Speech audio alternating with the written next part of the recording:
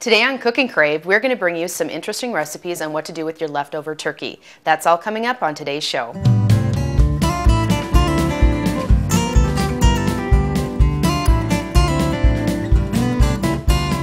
Hi, I'm Rhonda Fitterer. And I'm Laverne. Today on Cooking Crave, sponsored by the Workshop of North Dickinson, we're going to bring you some turkey recipes.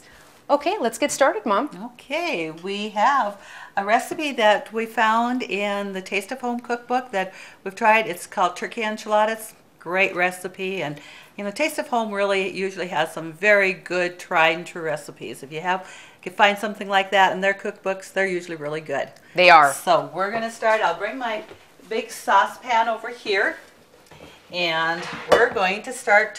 We put our first ingredients. We're going to put in our saucepan, and it's going to simmer for about 20 minutes. Okay. Before we actually put the enchiladas together. The recipe calls for 3 cups turkey, chopped turkey. So I've already got that already chopped up. We'll put that in there, and you can have white meat, dark meat, any leftover turkey. Okay. And it says 1 medium onion chopped, so have that in there. And 1/4 cup of chopped ripe olives. And 2 tomatoes, and I use Roma tomatoes. They're not quite as seedy, as juicy, as seedy, so I chopped 2 tomatoes. And I'm going to actually just save a little bit of it to garnish the enchiladas at the end. When you're serving it, it just adds some nice color to it. Definitely. 1/2 cup of sour cream.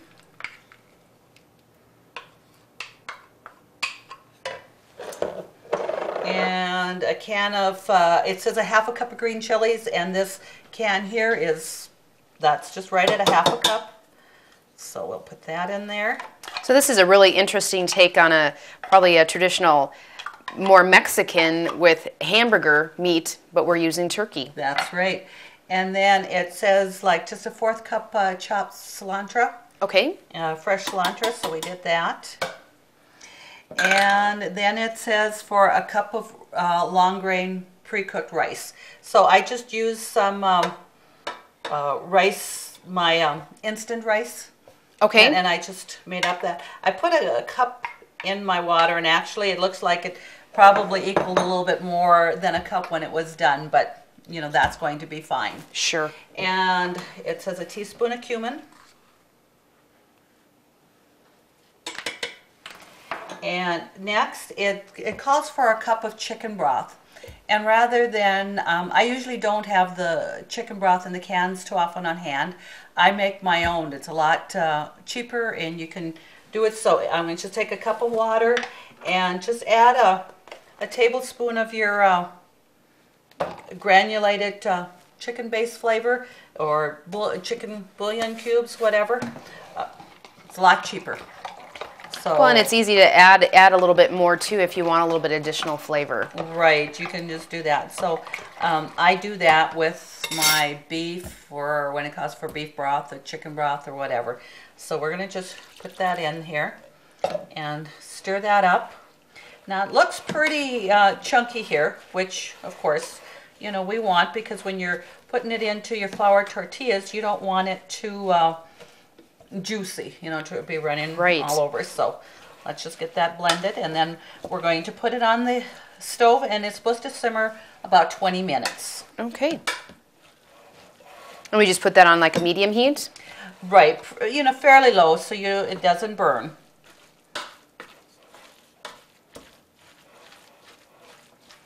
There, just got that blended. All right. And being I did have probably a little bit more rice, I'm going to add about another 1/4 cup of water. Okay. And I had enough chicken base in there, to compensate for the little additional water.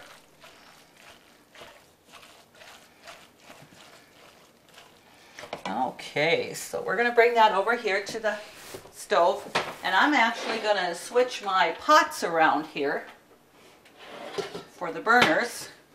And while this is on this back burner, we're going to talk about our turkey soup that we made. Okay. And what I did here was you take the turkey carcass and, well, I got it here, and it's quite clean. And I used the carcass, I used some of the drumstick bones, and I actually used some of the turkey wing tips, because those usually doesn't, you know, there's not too much meat on there, but it has some good flavoring. So I just put that in my stock pot here, and I cooked that for about an hour. And you can see how clean that bone is cut. It does. And I just took that out, and then I took off any of the meat and put it back into my stock pot here. I did chop up a little extra leftover turkey too, to add a little bit more meat to the turkey, to the soup base there. And you know, you don't need to measure any quantity of water. You just put your water in your pot as big as it is, and then I do add a little chicken soup base, again the granulated base, just to give it a little bit more flavor. Okay. So then from there I chopped 2 stalks of celery and several carrots that probably equaled about a cup to 2 cups of carrots, and I just put that in there to simmer. And when I'm simmering and I'm cooking the carcass, I always, and goes way back to, you know, my mother, when we made soup, we always put pickling spice in the soup when we're seasoning it. If it was vegetable soup, chicken soup, turkey soup, and I always use just a strainer like this, so you don't have to strain it then afterwards to get all your little spices out. But it's pickling spice. I buy it by the bulk, but you can buy it in a little can. Just put about a teaspoon of pickling spice in here and a bay leaf, and when you're cooking that with the carcass, you're going to just put that in there. Then when you take out the carcass, you take out the seasoning here, and you don't have to strain, and you've got a little extra flavoring in it. That just goes way back. That's what I grew up with, and that's the way I learned how to do soup. And pickling spice, when I look at that, you know, obviously I haven't learned that tip from you yet, but do you use that to actually pickle stuff? Actually, yes, you do. Okay. If you're going to make pickles, you're going to use this too, but it's a flavoring that goes into your soup. And like I said, that's just goes way back to when your grandma made soup, and we had chicken noodle soup most every Sunday for dinner, and that was the best. Okay. Okay, well, we're going to just kind of stir this too here so that doesn't burn while we're still doing our soup.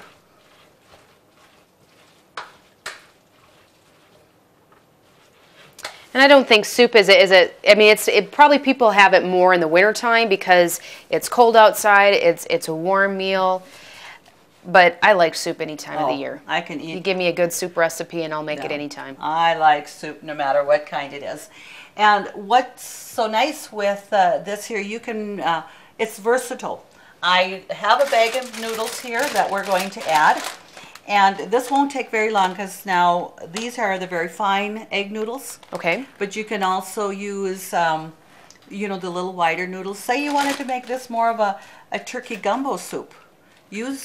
I would add a little bit more vegetables, even like peas or beans, and then use the little wider noodles. And that'll just make, you know, like I said, more of a turkey gumbo soup, which would be great also. And another good variation would be use some rice. If you don't have noodles, use a couple of cups of your instant rice and put that in so you have turkey rice soup. That would be an awesome idea. Yeah, so. Have you ever used parsnip in any of your, like when you use vegetables in any of your soups? I have personally not ever cooked with parsnip. Okay. I'm not real familiar with that vegetable. I guess growing up we didn't ever use it, so and I haven't come across a recipe that asks for that in soup, but I don't know why you couldn't. Okay. You know, it would just be a matter of preference. Now this is a pretty big pot here, so I think I'm going to use the whole bag of noodles. Okay.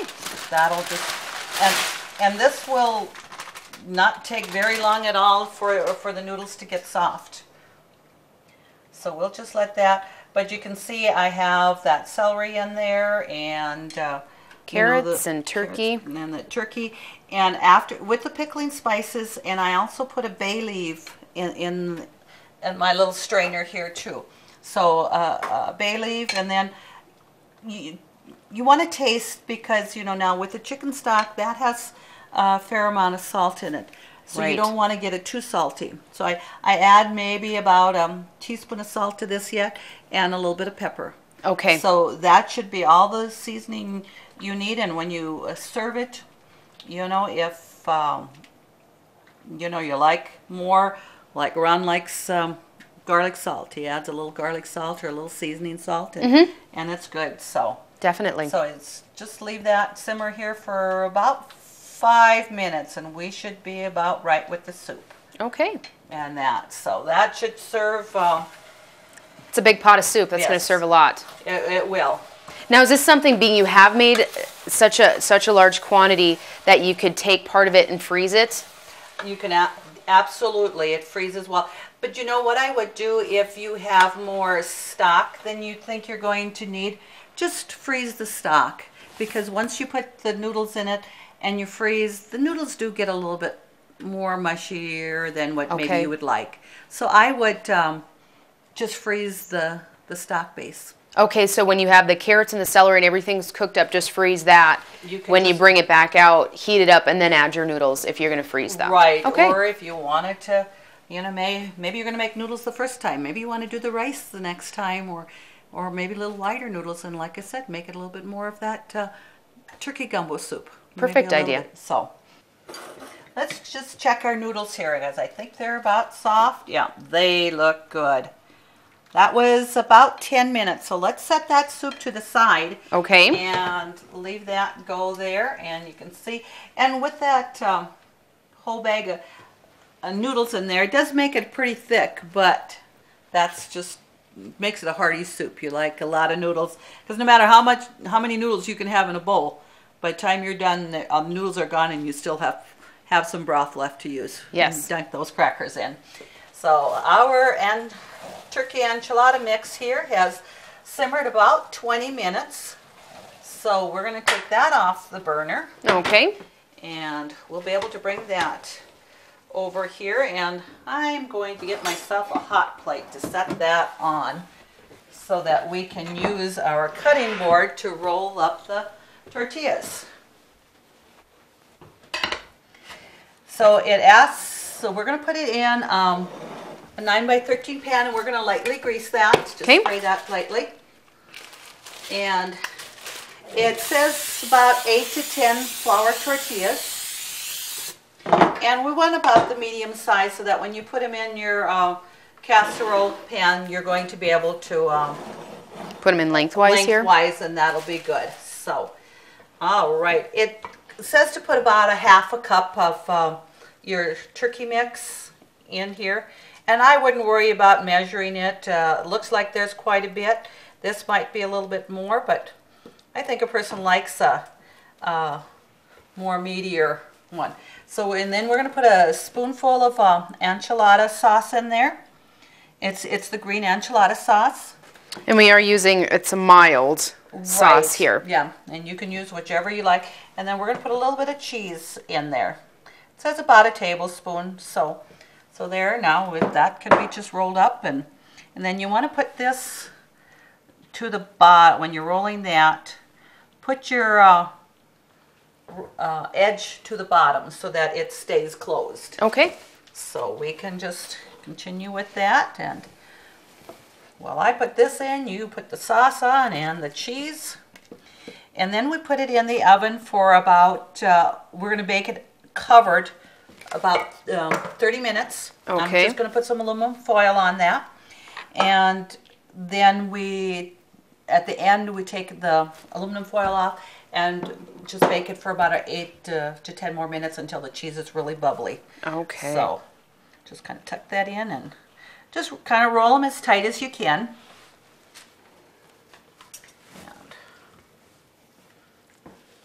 And I suppose you certainly can buy different flavors of the enchilada sauce too. So if you do want a little bit spicier, you certainly can Yes. can go ahead and do that. And you know, with the green chilies in there that we put in here, that makes it a little bit spicy too. Right. So like I said, just kind of tuck that under, pull it as tight as you can.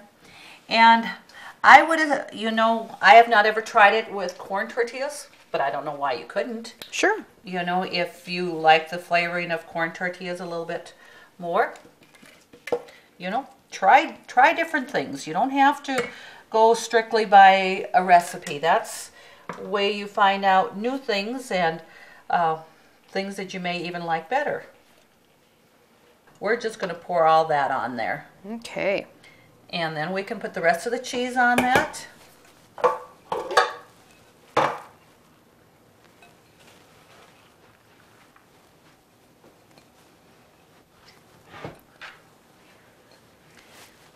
And it asks for Mexican cheese.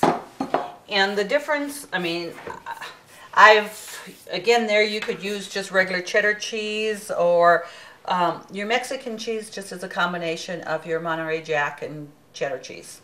So that's just the difference of what your Mexican cheese would be. So let's put aluminum foil on that. Okay. And we're going to put it in the oven that's preheated to 350. And we're going to bake that for 30 minutes. And then, while this is baking, we're going to mix up our angel food pumpkin cake. Oh, I can't wait for that. That sounds awesome. Right. I'll have you open the oven for me. Okay, now let's start with making our pumpkin cake. And this was submitted by Cindy Koffler, right? Yes, a coworker Yes. of mine. She brought it as a birthday treat for one of our fellow coworkers, and I thought it was awesome. Well, that's great. A nice twist on pumpkin, you know, versus maybe a pumpkin pie. Sure. You know, or pumpkin bars. And the recipe says just to use any angel food cake mix. So I just have one here. There's the very simple one. Just put that in there, and it asks for 1 1/4 cup cold water. You always want to make sure you use cold water. And just put that in here, and it blends for about 30 seconds, just on low, and then we'll put it a little bit on medium speed for about another minute. Okay.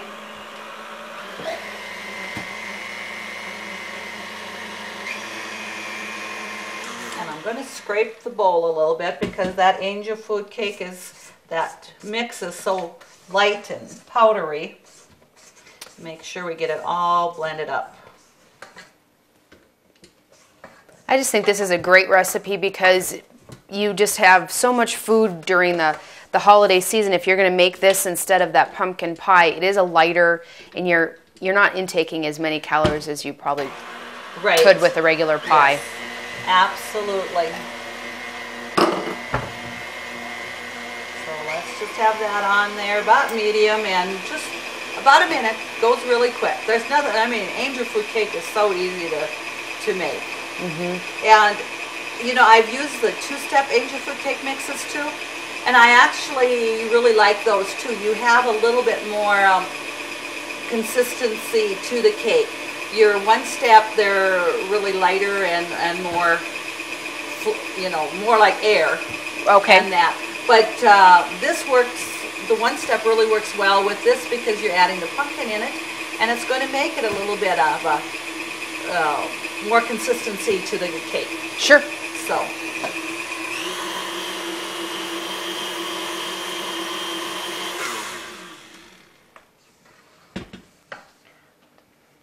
And that just whips up just really good. We'll just do a couple more seconds, and then we'll be ready to take that out. And although we have a can of pumpkin here, it only asks for a cup of pumpkin. Okay, so you don't want to use the full can. Not the full can.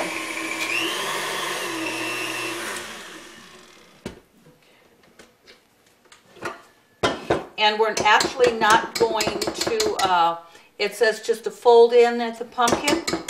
You're not going to put it in there with the beater. Okay. Beat it. So we're just going to fold that in there. And it says, okay, so with a cup of pumpkin, you add a teaspoon of vanilla and a half a teaspoon of cinnamon and a half a teaspoon of nutmeg, and then a 1/4 teaspoon of cloves, and then just a 1/4 teaspoon of ginger. Okay. So I put all those spices in here already, and then just blend it up really good together so that when you put it in your cake, that's already blended, and you're not going to have to worry about not getting your spices mixed up. Because you don't want to mix this a lot now. You're just going to fold it. So let's just put a little bit in there and fold that. And I'm going to just use my spatula to fold that in there. You know, cake, angel food cake mix is a little bit different, you know, to work with. And when you put it in your pan, you never grease an angel food cake pan. You know, and you always want to make sure your utensils are never got any grease on it, because that does affect the quality of your cake. You know, would it like drop it, that it wouldn't rise? It can affect that, yes, and just, you know, the texture and the quality. It usually doesn't rise as well, so they always make sure you never have grease on your utensils. Okay. So good little tip there. Yeah. Now just quickly mix that in there. And this cake, it doesn't rise quite as high as your angel food cake normally would, but it still does nice because, like I said, it has a little bit more consistency to the cake. And with those spices in there, it's just good flavor to it. Like I said, a nice twist to something different for a pumpkin, using pumpkin that makes, you know, different recipes. Sure. Now, you know, in your fall when you have all your fresh pumpkin, and that your fresh pumpkin is a lot waterier, it's juicier when you cut it and you cook it. I probably would stay away from fresh pumpkin because you're going to have too much liquid. Okay. So use your canned pumpkin because it's more solid and you're not going to have as much liquid to that. So fresh pumpkin still is great for pumpkin pie itself, though. You can use it for pumpkin pie, bletchinga. Wonderful for bletchinga. And that's an old time recipe going way back with bletchinga. I take that that's German. Yes, it is. Yeah, that was way back a Friday dish, you know, when we didn't eat meat during Lent, and so we had bletchinga, and we had a no meat base bean soup that Grandma would make. Okay. And that, because it couldn't have no beef flavoring in it because that was considered meat. Okay, and then now that, and with an angel food cake, it's always good just to take a knife and run that through, just swirl it in there, because what that does is takes out any air bubbles. Yep. So I'm going to do that. Okay. There, so that's going to be ready to be put in the oven, and we're going to bake it at 350, put it on the lowest rack in your oven, and bake it for about 40 minutes. It says 35 to 40, and I found that 35 probably isn't quite enough. I think if you go the full 40 minutes, you're going to be safe. Okay. Hey, it sounds like the beeper's gone off for our enchiladas, so let's go ahead and check that. Alrighty. I did take off the aluminum foil about 10 minutes ago, and to make the, you know, just to cook it uncovered there. So I'm going to turn off the oven here, or not the oven, just the beeper. And let's just check those enchiladas and see how they look. Oh, they are bubbling really good here. Oh, that looks awesome. Doesn't that look good? Okay, so we'll bring them over here and put that on our cutting board. And just let that second, and let's get a bowl of our turkey noodle soup. Okay, sounds great. Like. Got a bowl here, and we'll take out, and you know, as it sets too, you know, your noodles do get softer and they are a little bit thicker. It takes up a little bit more of that liquid, but that's there. So look at how hearty that looks. That looks awesome. Or whatever, and I have a trusty little spatula here to be able to help take out an enchilada. So we're going to just see how that's going to work. I'll have you hold that plate right up there for me. There, we're gonna just get that in there. Nice wide there. We're just put one on there. You know, I think what would really be good is just to add a little garnish of lettuce on it. There, just little strips. And I like sour cream. Oh, well, who doesn't? And, you know, if you don't like it, you don't have to put it on, but just add a little bit of a dollop of sour cream on there. And I think that just dresses that up. And a little color and a couple fresh tomatoes on top. Just makes that a real colorful looking enchilada. And then, of course, it's always good to have your vegetables. So let's just add an onion and a couple of carrot sticks and a couple of green peppers and cauliflower, and I think there we have a pretty good lunch or dinner or whatever whenever you want to have it. So certainly. You have your soup, and like I said, you can just see how chunky and thick that is, and you see the carrots in there. The celery, of course, cooks up and it's light. You don't see that. But again, you know, with your noodle soup or your turkey base, try different things. If you wanted thicker noodles or rice in there, it's going to be great, however you do it. Sounds wonderful. Okay. All right. Now we get a slice into some pumpkin. Yes. Angel now food we have cake. Our pumpkin angel food cake. We're going to see how that... we did take that out, and when you do an angel food cake, you want to flip the pan over, and you want to let that set until it's cool. And it's going to take a good hour to half hour till it's cool. And then when you, with your angel food cake, you need to take a knife, just like a butter knife, and you need to go around the cake pan, and that so it comes out, because it's not one that you grease. Right. So you need to, you know, just to loosen that up with a butter knife. And I like an electric knife to cut my angel food cake. So I'm going to cut a couple of pieces here and show you what that looks like.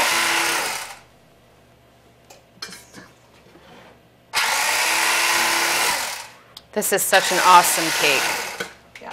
It was an awesome recipe, and that, and you just got a nice golden color to that.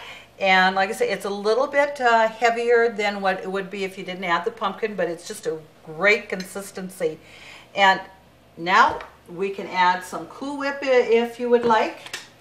And if you don't want Cool Whip, that would be fine. And I'm going to just take that spoon there and rinse it and put a little bit of Cool Whip on there. And one I'm going to leave plain. And another good idea is, and you could do that if you didn't want to, you know, cinnamon is such a wonderful flavor, and it's good for you. It's really healthy. Is just garnish it with a little bit of cinnamon. Just sprinkle a little tiny bit of little cinnamon on it, like that. Or you could actually put cinnamon in the Cool Whip and mix it up too if you wanted to. But this way, maybe somebody doesn't want that. You maybe want regular Cool Whip, and maybe somebody doesn't want Cool Whip on it. So we have a couple of different ways to have that. certainly. So Looks I awesome. think we can just have a nice hearty meal here. Sounds wonderful.